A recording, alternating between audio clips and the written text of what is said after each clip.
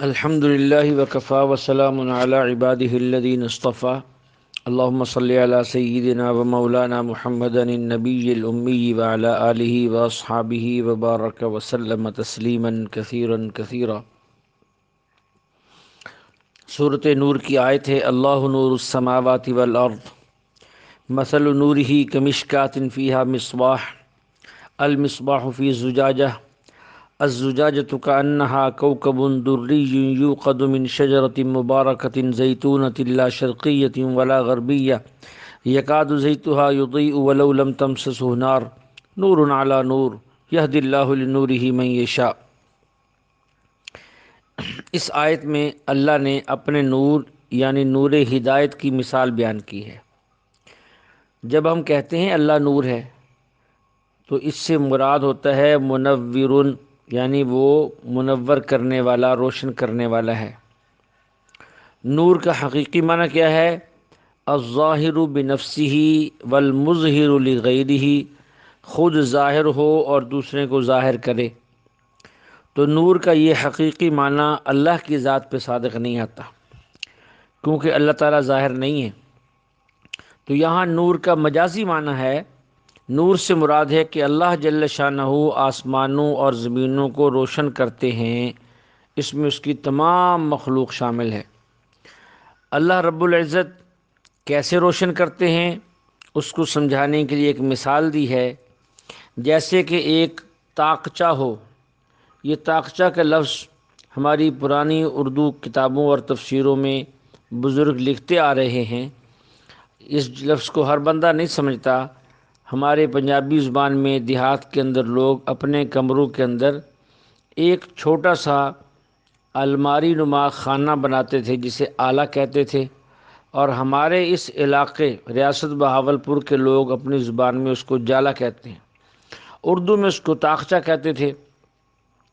تو اس کی مثال دی ہے جیسے ایک طاقچہ ہو، اس طاقچے میں چراغ ہو، اور چراغ پھر ایک قندیل کے اندر ہو، اور چراغ کو جس تیل سے جلایا جا رہا ہو وہ تیل بھی زیتون کا ہو، اور زیتون بھی ایسے زیتون کے درخت سے نکالا گیا ہو جس پر سورج کی روشنی سارا دن پڑتی ہو۔ سورج مشرق سے نکلے تو بھی روشنی اس کے اوپر رہے، مغرب کی طرف جائے تو بھی روشنی اس کے اوپر رہے، یعنی ایسا درخت جو وسط زمین کے اندر ہو کہ زیادہ دیر تک دھوپ اس کے اوپر رہے، کیونکہ ایسے درخت کا پھل اور اس سے نکلنے والا جو تیل ہے وہ انتہائی عمدہ اور صاف ہوتا ہے۔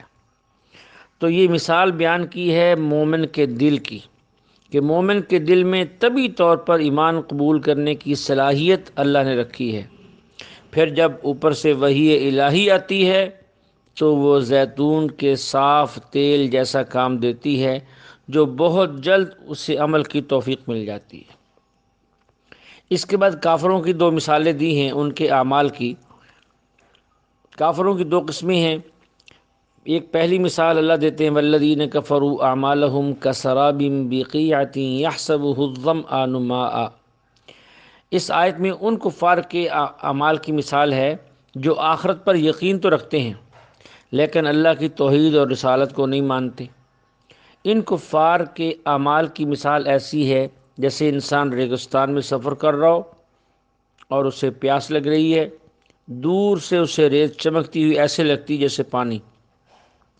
جب انسان آگے بڑھتا ہے تو وہ پانی اور دور دکھائی دیتا ہے، انسان اور آگے چلتا ہے وہ پانی اور دور دکھائی دیتا ہے، کیونکہ وہ پانی تو ہوتا ہی نہیں، وہ تو سراب ہے۔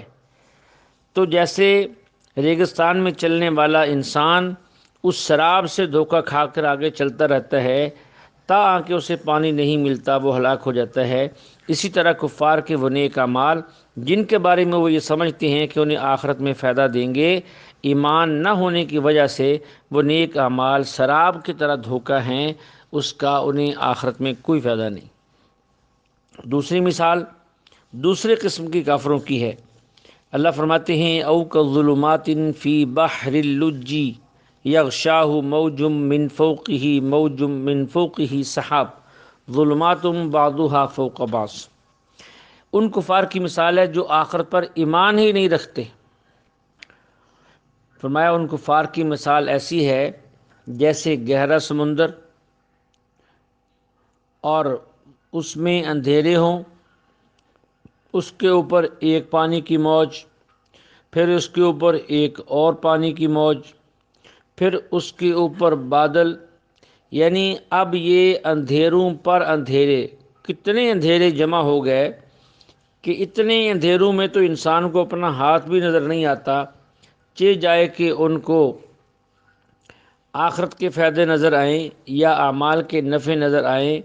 جیسے اس شخص کو جو سمندر کی گہرائی میں ہو، سمندر کا اندھیرا، یہ سمندر کی گہرائی کا اندھیرا، پھر رات کا اندھیرا، پھر اوپر پانی کی ایک موج اور دوسری موج کا اندھیرا، پھر اوپر سے بادل چھائے ہوں اس کا اندھیرا، جیسے یہ انسان کچھ نہیں دیکھ سکتا، ایسے ہی یہ کافر جو آخرت پر ایمان نہیں رکھتے ان کا حال بھی ایسا ہی ہے۔ اللہ جل شانہ ہمیں اپنے احکام پر یقین رکھنے کی توفیق عطا فرمائے اور ہمیں اس مثال کا مصداق بنائے جو اللہ نور السماوات والارض کے اندر اللہ نے دی ہے، کہ اللہ ہمیں ایمان قبول کرنے کی بھی توفیق دے اور اس پر عمل کرنے کی بھی توفیق عطا فرمائے۔ وآخر دعوانا ان الحمد للہ رب العالمین۔